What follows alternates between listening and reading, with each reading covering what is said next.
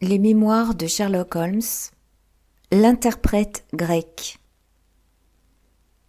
Au cours de ma longue et intime fréquentation de Sherlock Holmes, je ne l'avais jamais entendu faire allusion à sa famille, et presque jamais à son enfance. Cette réticence de sa part avait renforcé mon impression qu'il était un peu en dehors de l'humanité, au point que, parfois, il m'arrivait de le regarder comme un phénomène unique, un cerveau sans cœur, aussi dépourvu de sympathie pour les hommes qu'il leur était supérieur en intelligence. Si son antipathie pour la femme et son aversion à se faire de nouveaux amis étaient caractéristiques de sa nature impassible, la suppression absolue de toute allusion au sien ne l'était pas moins. J'en étais venu à croire qu'il était orphelin, sans parents vivants, quand un soir, à ma grande surprise, il se mit à me parler de son frère. C'était un soir d'été, après le thé, et la conversation, intermittente et décousue, après avoir passé des clubs de golf aux causes de variations dans l'obliquité de l'écliptique, en était, en fin de compte, venue à la question de l'atavisme et des aptitudes héréditaires. Il s'agissait, dans notre discussion, de déterminer dans quelle mesure un don remarquable, quel qu'il soit, chez un individu, était imputable à sa filiation et jusqu'à quel point il était dû à son éducation première. Dans votre propre cas, dis-je, d'après tout ce que vous m'avez dit, il est évident que votre faculté d'observation et votre facilité particulière de déduction sont dues à votre propre entraînement systématique. Jusqu'à un certain point, répondit-il, en réfléchissant. Mes ancêtres étaient des propriétaires campagnards qui paraissent bien avoir mené la vie qui correspondait naturellement à leur état. Néanmoins, cette façon d'agir, je l'ai dans le sang, et elle peut venir de ma grand-mère qui était la sœur de Vernet, l'artiste français. L'art, dans le sang, est susceptible de prendre les formes les plus étranges. Mais comment savez-vous qu'il s'agit de quelque chose d'héréditaire ? Parce que mon frère Mycroft le possède à un degré bien plus élevé que moi. C'était là un élément nouveau pour moi. S'il y avait en Angleterre un autre homme qui possédait des dons aussi remarquables, comment se faisait-il que ni la police, ni le public n'en eussent entendu parler ? Je posais la question en insinuant que c'était la modestie de mon compagnon qui lui faisait reconnaître son frère comme supérieur. Holmes se mit à rire de ma suggestion. « Mon cher Watson, dit-il, je ne saurais être d'accord avec ceux qui rangent la modestie parmi les vertus. Pour le logicien, toutes les choses doivent être exactement ce qu'elles sont, et se sous-estimer soi-même, c'est s'écarter de la vérité, autant qu'exagérer ses propres mérites. Donc, quand je dis que Mycroft a des facultés d'observation supérieures aux miennes, vous pouvez croire que je dis à la lettre l'exacte vérité. Est-il votre cadet ? De 7 ans, mon aîné. Comment se fait-il qu'on ne le connaisse pas ? Oh, on le connaît fort bien dans son milieu. Où donc ? Eh bien, au club Diogène, par exemple. Je n'avais jamais entendu parler de cet établissement, et mon air, sans doute, le disait, car Sherlock Holmes sortit sa montre. Le club Diogène est le plus étrange de Londres, et Mycroft est un de ses membres les plus étranges. Il s'y trouve toujours de 5h moins un quart à 8h moins 20. Il est maintenant 6h. Si donc, par ce beau soir, une petite promenade vous disait quelque chose, je serais très heureux de vous présenter 2 curiosités. 5 minutes après, nous étions dans la rue et nous nous dirigions vers Regent Circus. Vous vous demandez, dit mon compagnon, pourquoi Mycroft n'emploie pas ses dons comme détective. Il en est incapable. Mais je croyais que vous aviez dit... J'ai dit qu'il m'était supérieur pour l'observation et la déduction.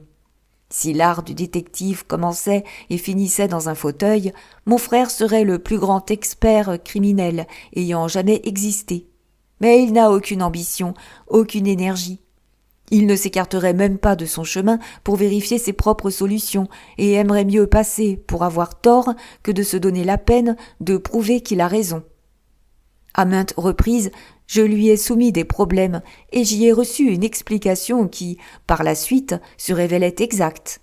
Et malgré cela, il était absolument incapable de faire ressortir les points pratiques dont il faut être en possession avant de pouvoir porter une affaire devant un juge ou un jury. Ce n'est pas sa profession, alors ? Nullement. Ce qui est, pour moi, un moyen d'existence constitue pour lui la plus pure marotte d'un dilettante. Il possède un don extraordinaire pour les chiffres et il appure les livres de plusieurs administrations gouvernementales. Mycroft, qui demeure dans Pall Mall, fait un tour par le coin de Whitehall tous les matins et il le refait dans le sens inverse tous les soirs. D'un bout de l'année à l'autre, il ne prend pas d'autre exercice et on ne le voit nulle part ailleurs, sauf au club Diogène, qui se trouve juste en face de chez lui. Ce nom ne me dit rien. Rien d'extraordinaire à cela. Il y a à Londres, vous le savez, beaucoup d'hommes qui, les uns par timidité, les autres par misanthropie, ne recherchent nullement la société de leurs semblables. Toutefois, ils ne détestent point pour autant les fauteuils confortables, non plus que les plus récentes revues. C'est pour la commodité de ces gens-là que le club Diogène a été formé, et il compte, maintenant, les hommes les plus asociaux, les plus ennemis des clubs, qui soient à Londres. On ne permet à aucun membre de se préoccuper d'un autre. Sauf dans la salle des étrangers, il est interdit de parler, dans quelque circonstance que ce soit, et 3 infractions à cette règle, si le comité en est informé, peut entraîner l'exclusion du bavard. Mon frère fut l'un des fondateurs, et j'ai moi-même trouvé dans ce club une atmosphère éminemment sédative. Tout en bavardant, nous avions atteint Pall Mall. En débouchant par le haut de St. James, Sherlock Holmes s'arrêta devant une porte à peu de distance du Carlton et, en me rappelant de ne pas parler, me conduisit dans le vestibule. À travers les vitres, j'aperçus une vaste et luxueuse salle dans laquelle un nombre considérable de messieurs étaient assis çà et là à lire les journaux, chacun dans son coin.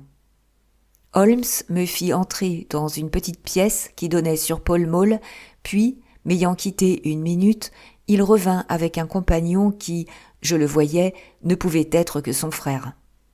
Mycroft Holmes était beaucoup plus grand et plus fort que Sherlock Holmes. Sa corpulence et sa taille étaient remarquables, mais son visage, bien que massif, avait gardé quelque chose de l'acuité d'expression si caractéristique de celui de son frère. Ses yeux, d'un singulier gris aqueux, semblaient garder en permanence ce regard lointain, introspectif, que je n'avais observé chez Sherlock Holmes que lorsqu'il déployait toutes ses facultés.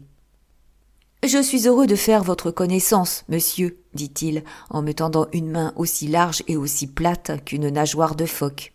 « Partout j'entends parler de Sherlock Holmes depuis que vous vous êtes institué son mémorialiste. À propos, Sherlock, je m'attendais à te voir par ici la semaine dernière pour me consulter au sujet de cette affaire du manoir. Je pensais que tu avais un peu perdu pied. »« Non, je l'ai résolu, » dit mon ami en souriant. C'était Adams, bien sûr. Oui, c'était Adams. J'en étais certain, dès le début. Ils s'assirent tous les deux dans le bow window du club. Pour qui désire étudier l'humanité, voici le bon endroit, dit Mycroft. Regardez-moi ces types magnifiques. Regardez, par exemple, ces 2 hommes qui viennent de notre côté.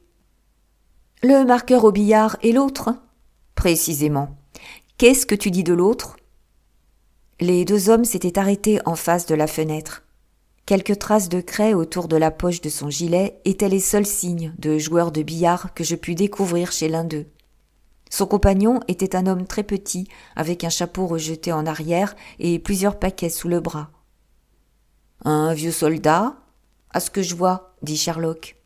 « Et licencié tout récemment, » observa le frère. « A fait du service aux Indes. » Un sous-officier. « D'artillerie, je suppose, » dit Sherlock. « Et veuf. »« Oui, mais avec un enfant. »« Des enfants, mon petit, des enfants. »« Ça, dis-je en riant, voilà qui est un peu fort. »« Certes non, répondit Holmes, Il n'est pas difficile de dire qu'un homme avec cette allure, cet air d'autorité et cette peau cuite par le soleil est plus qu'un simple soldat et qu'il est revenu des Indes depuis peu. Qu'il n'a pas quitté le service depuis longtemps. Ça se voit aux souliers réglementaires qu'il porte, remarqua Mycroft. Il n'a pas la démarche du cavalier et pourtant, il portait sa coiffure de travers, comme en témoigne la couleur de sa peau, plus claire de ce côté-ci du front. Il est trop lourd pour un sapeur, donc il était dans l'artillerie. Et puis son costume de deuil montre qu'il a perdu quelqu'un de très cher. Qu'il fasse lui-même ses commissions semble indiquer que c'était sa femme. Il a acheté des choses pour ses enfants, vous voyez. Il y a une crécelle, ce qui implique que l'un d'eux est très jeune. La femme a dû mourir en couche. Le livre d'images sous son bras montre qu'il y a un autre enfant auquel il doit aussi penser. Je commençais à comprendre ce que mon ami voulait dire quand il déclarait que son frère possédait des dons supérieurs même aux siens. Sherlock me regardait et souriait. Mycroft prit une pincée de tabac dans une tabatière en écaille et, avec un grand mouchoir de poche en soie rouge, il brossa les grains égarés sur son vêtement. « À propos, Sherlock, dit-il, on a soumis à mon jugement quelque chose qui est tout à fait selon ton cœur. Un problème très étrange. Je n'ai vraiment pas eu l'énergie de le suivre, sauf de façon très incomplète, mais il m'a fourni une base pour quelques réflexions très agréables. Si tu avais envie d'entendre les faits, mon cher Mycroft, j'en serais enchanté. » Le frère griffonna une note sur une feuille de son carnet et, ayant sonné, passa le billet au garçon de salle. « J'ai prié M. Mélas de traverser la rue, dit-il. Il demeure à l'étage au-dessus du mien et je le connais un peu, ce qui l'a amené à venir me voir à un moment où il était fort perplexe. M. Mélas est d'origine grecque, je crois, et c'est un linguiste remarquable. Il gagne sa vie en partie comme interprète auprès des tribunaux et en partie en remplissant le rôle de guide auprès des riches orientaux qui peuvent descendre dans les hôtels de Northumberland Avenue. Je crois que je lui laisserai raconter à sa manière sa très remarquable aventure. » Quelques minutes plus tard, nous rejoignait un homme petit et gros dont la face olivâtre et les cheveux noirs, comme du jais, proclamaient l'origine méridionale, bien que son langage fût celui d'un anglais bien élevé. Il échangea avec Sherlock une cordiale poignée de main et ses yeux étincelèrent de plaisir quand il comprit que le fameux détective désirait connaître son histoire. « Je ne crois pas que la police ajoute foi à ce que je dis, » commença-t-il, d'une voix plaintive. « Je ne le crois pas, ma parole. Simplement, parce qu'ils n'ont jamais rien entendu de pareil avant, ils pensent que cela ne se peut pas. Mais je sais, moi, que jamais plus je n'aurai l'esprit en repos tant que je ne saurai pas ce qu'est devenu mon pauvre homme avec l'emplâtre sur son visage. »« Je suis toute attention, » dit Sherlock. « C'est aujourd'hui mercredi soir. Eh bien, donc, c'était lundi soir. Il y a seulement 2 jours, vous comprenez que tout cela est arrivé. Je suis interprète, comme peut-être mon voisin que voici vous l'a dit. J'interprète dans toutes les langues, ou presque toutes, mais comme je suis grec de naissance et de nom, c'est à cette langue particulière qu'on m'associe partout. Pendant de longues années, j'ai été le principal interprète grec à Londres, et mon nom est fort connu dans les hôtels. Il arrive assez souvent que l'on m'envoie chercher à des heures insolites.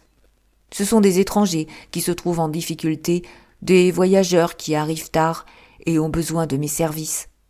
Je ne fus donc pas surpris quand, lundi soir, un certain monsieur Latimer, jeune homme très élégant, entra dans ma chambre et me demanda de l'accompagner dans un fiacre qui attendait à la porte.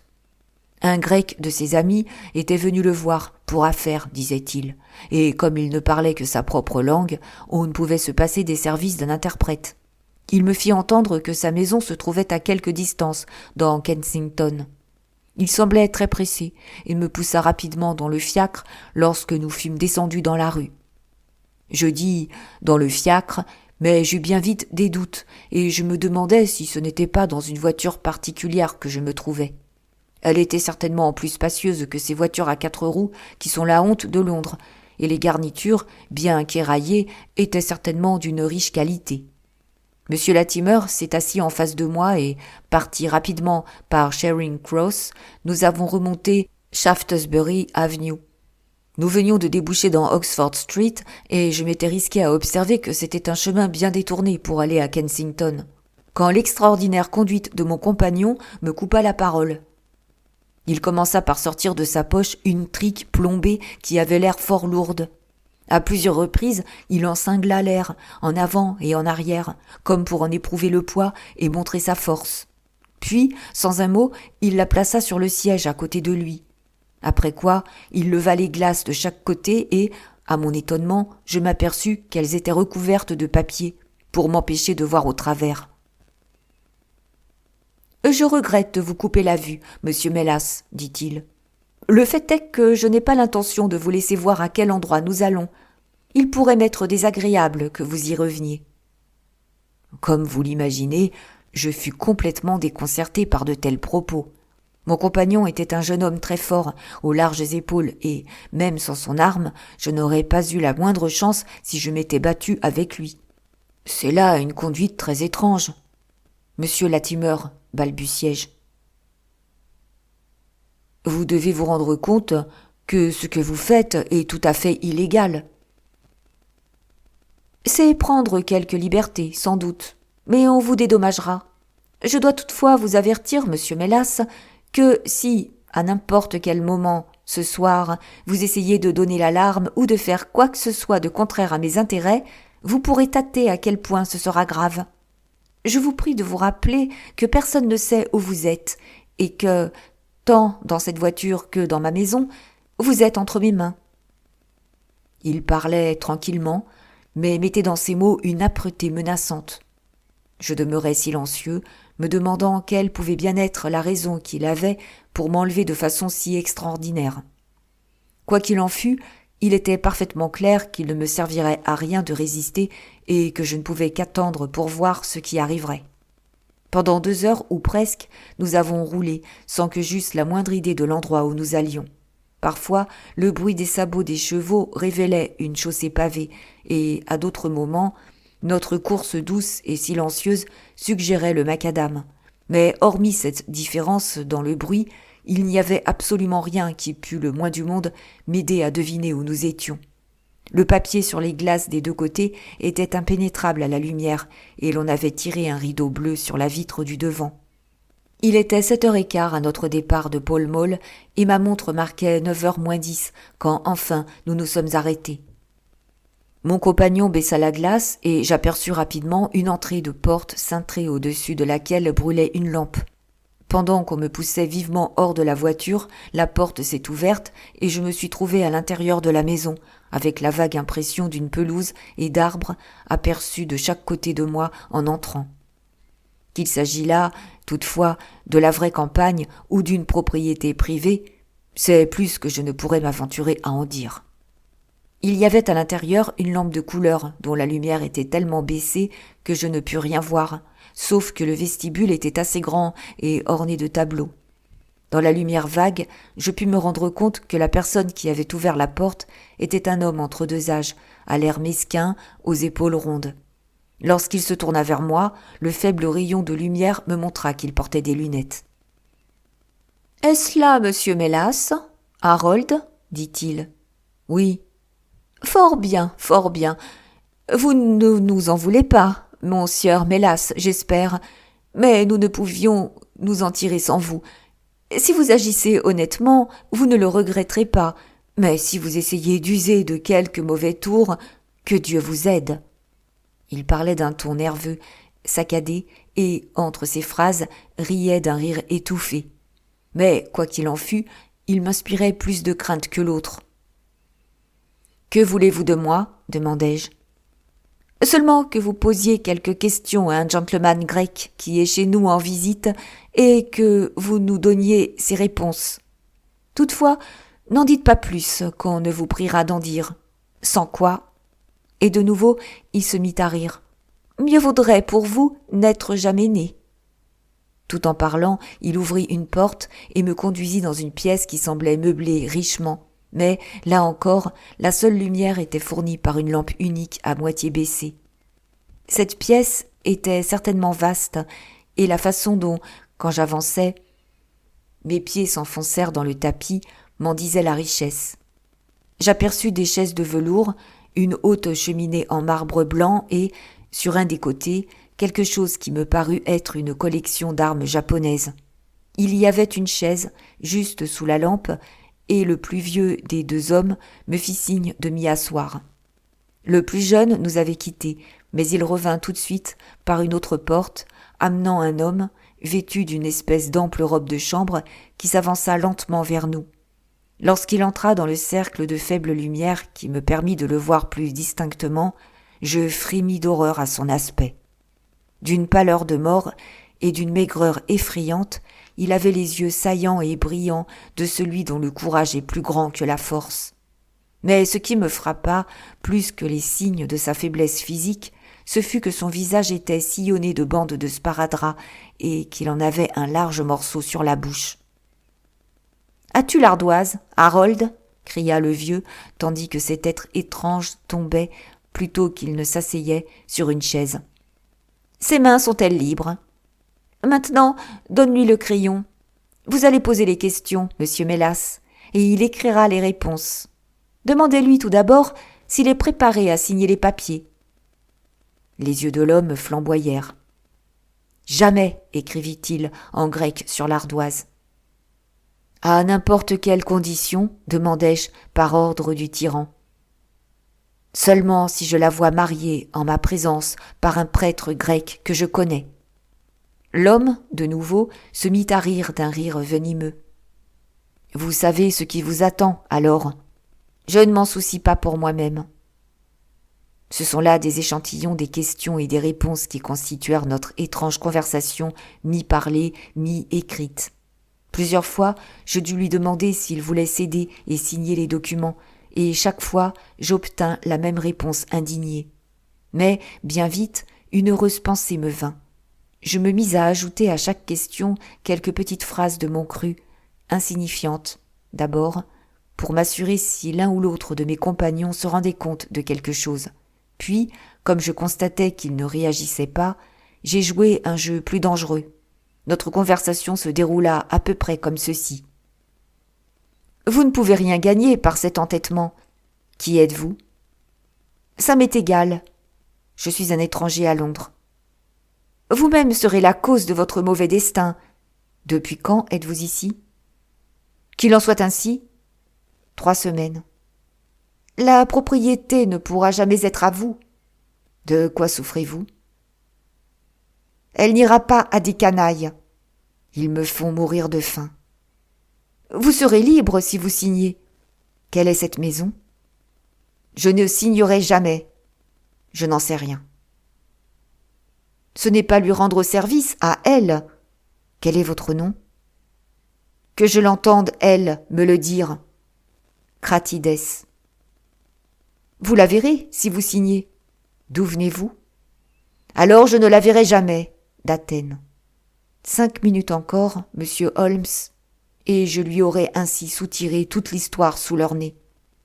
La question même que j'allais poser aurait pu éclairer toute l'affaire, mais à cet instant, la porte s'ouvrit et une femme s'avança dans la pièce. Je n'ai pas pu la voir assez nettement pour savoir autre chose que ceci.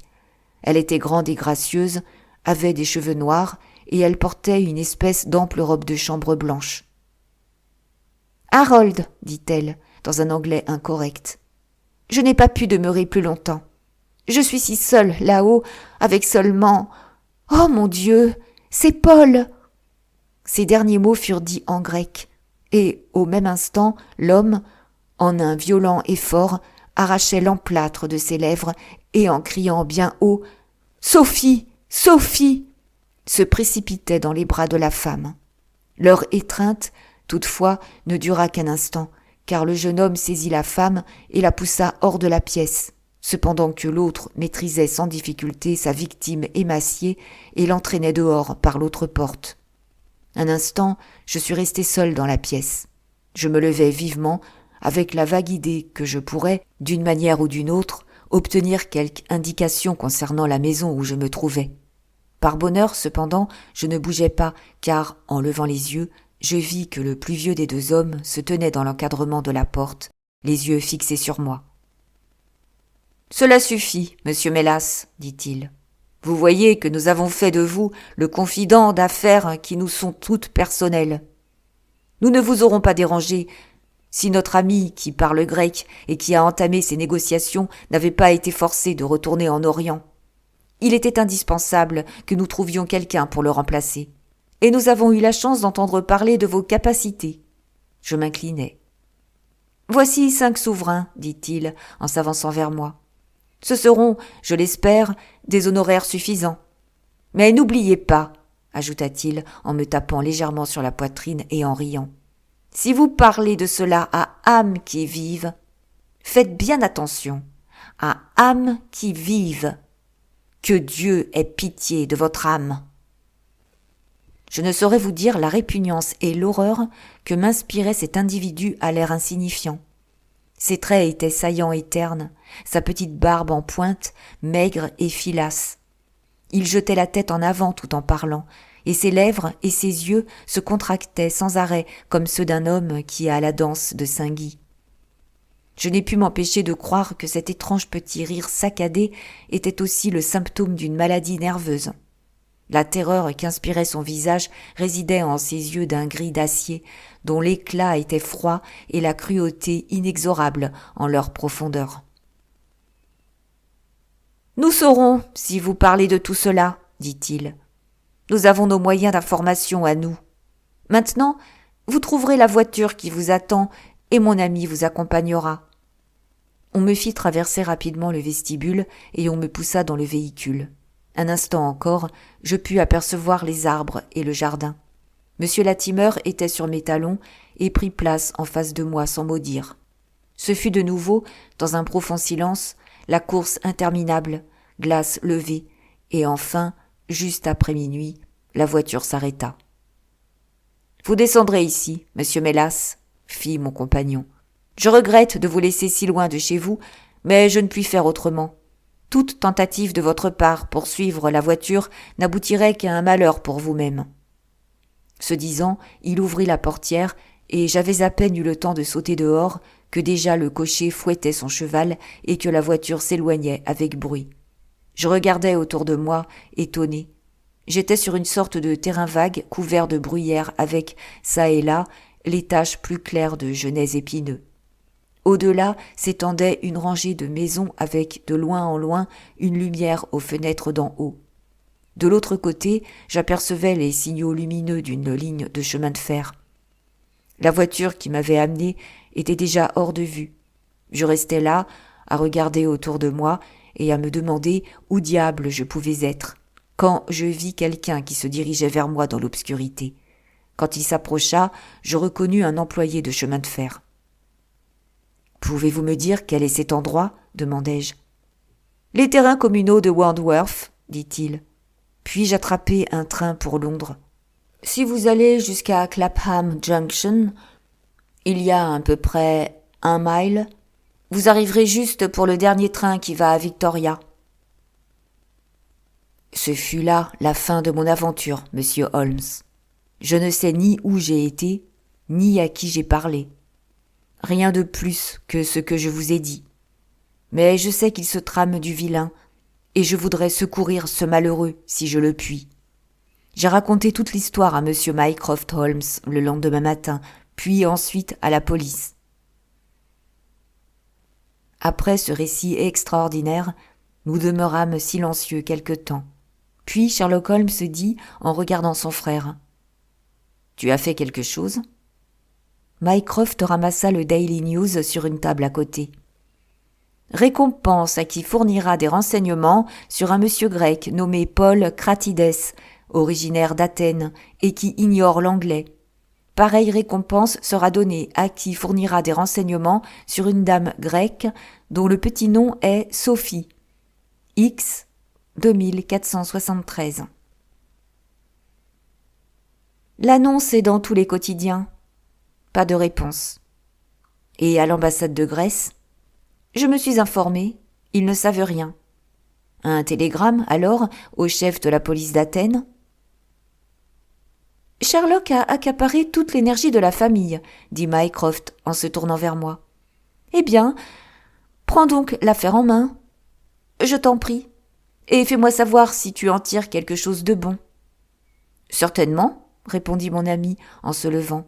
Je t'en informerai, et monsieur Mélas aussi.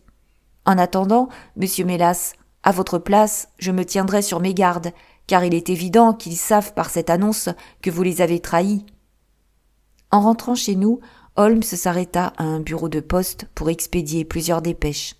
« Vous voyez, Watson, remarqua-t-il, que notre soirée n'a nullement été perdue. Quelques-unes de mes affaires les plus intéressantes me sont ainsi venues grâce à Mycroft. Le problème que nous venons d'écouter, bien qu'on n'y puisse trouver qu'une seule explication, a pourtant quelques traits caractéristiques. Vous espérez le résoudre ? Eh bien, sachant tout ce que nous savons, il serait étrange que nous manquions de découvrir le reste. Vous devez, vous-même, avoir conçu une théorie qui explique les faits que nous avons entendus. D'une façon assez vague, oui. Et quelle est donc votre idée ? Il m'a paru évident que cette jeune grecque a été enlevée par le jeune anglais qu'on appelle Harold Latimer. Enlevée d'où ? D'Athènes, peut-être. Sherlock hocha la tête. Ce jeune homme, Harold, ne savait pas un mot de grec. La dame savait assez bien l'anglais. Déduction, la jeune femme a été quelque temps en Angleterre, mais lui n'a jamais été en Grèce. D'accord, alors nous supposerons qu'elle est venue visiter l'Angleterre et que ce Harold l'a persuadée de fuir avec lui. Voilà qui est plus probable. Alors le frère, car tel doit être, j'imagine, leur degré de parenté, vient de Grèce pour s'en mêler. D'imprudente façon, il tombe au pouvoir du jeune homme et de son associé plus âgé. Il s'empare de lui et emploie la violence pour lui faire signer des papiers qui transfèrent à leur nom la fortune de la jeune fille. Fortune dont il est peut-être le dépositaire. Ils s'y refusent. Pour négocier, il leur faut un interprète et ils font choix de ce monsieur Mélas, après en avoir employé un autre. À la jeune fille, on ne dit rien de l'arrivée de son frère, et c'est tout à fait par hasard qu'elle le découvre. « Excellent, Watson. J'imagine vraiment que vous n'êtes pas loin de la vérité. Vous voyez que nous avons toutes les cartes en main, et que nous n'avons à redouter qu'un acte quelconque de violence de leur part. S'ils nous en donnent le temps, nous devons leur mettre la main dessus. Mais comment découvrir où se trouve cette maison ? Bah, si notre supposition est juste et si le nom de la jeune fille est, ou était, Sophie Cratides, nous ne devrions avoir aucune difficulté à la retrouver. C'est là notre principal espoir, car le frère, naturellement, est tout à fait inconnu. Il est clair que quelque temps déjà s'est écoulé depuis que ce Harold est entré en relation avec la jeune personne. Quelques semaines, en tout cas. Puisque le frère, qui était en Grèce, a eu le temps d'en être informé et de venir. S'ils ont habité ce même endroit pendant ce temps-là, il est probable qu'on répondra à l'annonce de Mycroft. Tout en causant, nous étions parvenus à notre logis de Baker Street. Holmes monta l'escalier le premier et, quand il ouvrit la porte, il tressaillit de surprise. En regardant par-dessus son épaule, je ne fus pas moins étonné. Son frère Mycroft était assis dans un fauteuil et fumait paisiblement. « Entre, Sherlock !»« Entrez, monsieur !» dit-il doucement en souriant de nos airs étonnés. « Tu n'attendais pas tant d'énergie de ma part, hein, Sherlock ? Mais je ne sais pourquoi, cette affaire me fascine. »« Comment es-tu venu ici ? » ?»« Je vous ai dépassé en fiacre. »« Il y a quelque chose de nouveau ? » ?»« J'ai eu une réponse à mon annonce. »« Ah !»« Oui, elle est arrivée quelques minutes après votre départ. »« Et que dit-elle ?» Mycroft sortit une feuille de papier. « La voici, écrite avec une plume J, sur du papier crème royal, par un homme d'âge moyen et de faible constitution. »« Monsieur, dit-il, en réponse à votre annonce de ce jour, j'ai l'honneur de vous informer que je connais très bien la jeune dame dont il s'agit. S'il vous plaisait de me rendre visite, je pourrais vous donner quelques détails concernant sa pénible histoire. Elle demeure à présent au Myrte Beckenham. Respectueusement, J. Davenport. Il écrit de Brixton, dit Mycroft. Ne crois-tu pas que nous pourrions y aller maintenant et nous informer de ces détails ? Mon cher Mycroft, la vie du frère est plus précieuse que l'histoire de la sœur. Je crois que nous devons aller chercher l'inspecteur Gregson à Scotland Yard et nous rendre directement à Beckenham. Nous savons qu'on est en train de faire mourir un homme et chaque heure peut être d'importance vitale. Il vaudrait mieux prendre M. Mélas en passant, suggérai-je. Nous pourrions avoir besoin d'un interprète. Excellente idée, dit Sherlock. Envoyez le garçon chercher un landau et nous filerons tout de suite. Il ouvrit le tiroir de la table et je remarquai qu'il glissait son revolver dans sa poche. Oui, dit-il, répondant à mon regard. D'après ce que nous avons entendu, j'ose dire que nous avons affaire à une bande particulièrement dangereuse. Il faisait presque noir avant que nous n'arrivions à Pall Mall, dans la chambre de M. Mélas. Un monsieur était venu le demander et il était parti. « Pouvez-vous me dire où ?» demanda Mycroft. « Je ne sais pas, » répondit la femme qui nous avait ouvert la porte. « Je sais seulement qu'il est parti en voiture avec le monsieur. »« Ce monsieur a-t-il donné un nom ?»« Non, monsieur. »« Ce n'était pas un jeune homme grand, beau et noir de cheveux ?»« Oh, non, monsieur. C'était un monsieur petit, avec des lunettes, une figure maigre, mais de manière agréable, car il riait tout le temps qu'il parlait. « Filons !» s'écria Sherlock brusquement. « Cela devient sérieux, » remarqua-t-il en voiture, pendant que nous nous rendions à Scotland Yard. « Ces individus tiennent de nouveau M. Mélas. C'est un homme qui n'a pas de courage physique, ainsi qu'ils ont pu s'en rendre compte par leur expérience de l'autre nuit. Cette canaille a pu le terroriser dès l'instant qu'elle s'est trouvée en sa présence. Sans doute ont-ils besoin de ses services professionnels. Mais après s'être servis de lui, ils auront peut-être envie de le punir de ce qu'ils considèrent comme sa perfidie. Nous espérions qu'en prenant le train, il nous serait possible d'arriver à Beckenham aussitôt ou plus tôt que la voiture. Mais arrivé à Scotland Yard, il nous fallut plus d'1 heure pour joindre l'inspecteur Gregson et pour remplir les formalités légales qui nous permettraient de pénétrer dans la maison. Il était 10 heures passées lorsque nous atteignîmes la gare de London Bridge et 10h30 quand, tous les 4, nous sautâmes sur le quai de Beckenham. Une course en voiture d'un demi-mile nous amena au Myrte, une grande maison sombre qui s'élevait, en retrait de la rue, au milieu d'une propriété. Là, nous renvoyâmes notre voiture et nous remontâmes l'allée. « Toutes les fenêtres sont noires, » remarqua l'inspecteur. « La maison paraît abandonnée. »« Nos oiseaux se sont envolés. Le nid est vide, » dit Holmes. « Pourquoi dites-vous cela ? » « Une voiture chargée de lourds bagages est sortie d'ici il y a 1 heure. » L'inspecteur rit. « J'ai vu, dit-il, les traces de roues à la lumière de la lampe du portail. Mais qu'est-ce que des bagages viennent faire là-dedans ? Vous avez pu observer les mêmes traces de roues allant en sens inverse. Or, les traces en direction de l'extérieur étaient bien plus profondes. Si profondes que nous pouvons dire avec certitude que la voiture portait un chargement considérable. » « Là, je ne vous suis plus tout à fait, » fit l'inspecteur en haussant les épaules. « Cette porte ne sera pas facile à forcer. Mais voyons déjà si nous pouvons nous faire entendre de quelqu'un. » Il frappa lourdement avec le marteau de la porte, puis tira sur la sonnette, mais sans succès. Holmes avait disparu tout doucement. Il revint au bout de quelques minutes. « J'ai ouvert une fenêtre, » dit-il. « C'est un bonheur que vous soyez du côté de la police et non contre elle, monsieur Holmes, » remarqua l'inspecteur, en se rendant compte de l'habile manière dont mon ami avait forcé, puis repoussé la fermeture.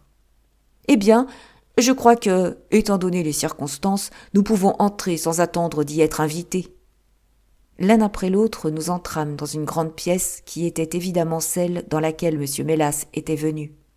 L'inspecteur avait allumé sa lanterne et, à sa lumière, nous pûmes voir les 2 portes, le rideau, la lampe et la collection d'armes japonaises qu'il nous avait décrit. Sur la table, il y avait une bouteille d'eau-de-vie vide, 2 verres et les reliefs d'un repas. « Qu'est-ce qu'on entend ?» demanda tout à coup Holmes. Nous ne bougeâmes plus et écoutâmes. Le bruit d'une plainte basse nous arrivait de quelque part au-dessus de nos têtes. Holmes se précipita vers la porte et passa dans le vestibule. Le geignement lugubre venait bien d'en haut. Il s'élança dans l'escalier avec l'inspecteur et moi-même sur ses talons, tandis que son frère Mycroft suivait aussi rapidement que le lui permettait sa corpulence. Au second étage, 3 portes nous faisaient face, et c'était de celle du milieu que sortaient les bruits sinistres qui, parfois, s'abaissaient jusqu'à n'être plus qu'un marmottement sourd et, parfois, s'élevaient de nouveau en une plainte aiguë. La porte était fermée, mais la clé était à l'extérieur. Holmes l'ouvrit brusquement et se précipita dans la chambre pour en sortir tout de suite, la main à la gorge. « C'est du charbon de bois !» s'écria-t-il. « Un moment, ça va se dissiper. » En jetant un regard, nous pûmes voir que la seule lumière de la chambre venait d'une flamme bleue qui montait, vacillante, d'un trépied en laiton placé au milieu. Elle projetait sur le plancher un cercle étrange et livide, et dans les recoins sombres, plus loin, nous apercevions 2 silhouettes vagues tassées contre le mur. Par la porte ouverte s'écoulaient des exhalaisons de poison qui nous firent halter et tousser. Holmes, 4 à 4, courut jusqu'en haut de l'escalier pour faire entrer de l'air frais. Puis, se précipitant dans la pièce, il en ouvrit vivement la fenêtre et jeta dans le jardin le trépied de laiton. « Nous pourrons entrer dans 1 minute, murmura-t-il en ressortant en hâte. « Où y a-t-il une bougie ? Je doute que nous puissions frotter une allumette dans cette atmosphère. Tenez la lumière à la porte et nous les sortirons. Allons, Mycroft !» D'un bond, nous fûmes auprès des prisonniers et les traînâmes jusqu'au palier. Tous les 2 avaient les lèvres bleues et tous 2 étaient sans connaissance. Dans leurs faces congestionnées, les yeux s'exorbitaient. En fait, leurs traits étaient si décomposés que, sans sa barbe noire et sa forte carrure, nous n'aurions pu reconnaître en l'un d'eux l'interprète grec qui nous avait quittés quelques heures plus tôt seulement au club Diogène. Ses mains et ses pieds étaient solidement attachés ensemble et il portait sur un œil les traces d'un coup violent.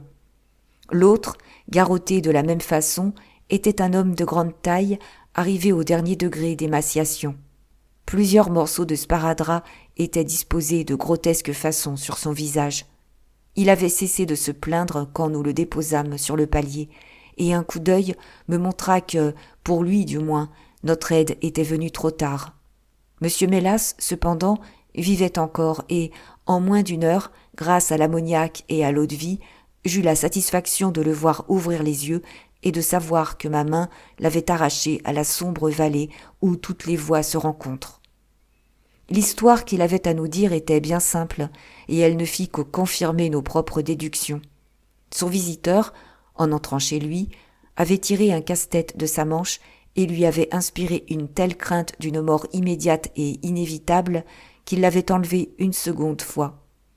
À vrai dire, c'était presque un effet magnétique que la ricanante canaille avait produit sur le malheureux linguiste, car lorsqu'il en parlait, ses mains tremblaient et ses joues blêmissaient. On l'avait emmené rapidement à Beckenham, et il avait rempli son rôle d'interprète dans une seconde entrevue, plus dramatique encore que la première, au cours de laquelle les 2 Anglais avaient menacé leur victime d'une mort immédiate si elle n'accédait pas à leur demande. Enfin, trouvant qu'aucune menace ne pouvait l'ébranler, ils avaient rejeté l'homme dans sa prison. Ils avaient alors reproché à M. Mélas sa perfidie, rendue manifeste par l'annonce des journaux. Il l'avait assommé d'un coup de bâton et il ne se souvenait plus de rien jusqu'au moment où il me trouva penché sur lui. Telle fut l'affaire de l'interprète grec, dont l'explication est encore entourée d'un certain mystère. Nous avons pu découvrir, en nous mettant en rapport avec le monsieur qui avait répondu à l'annonce, que la malheureuse jeune fille, appartenant à une riche famille grecque, était venue en visite chez des amis en Angleterre.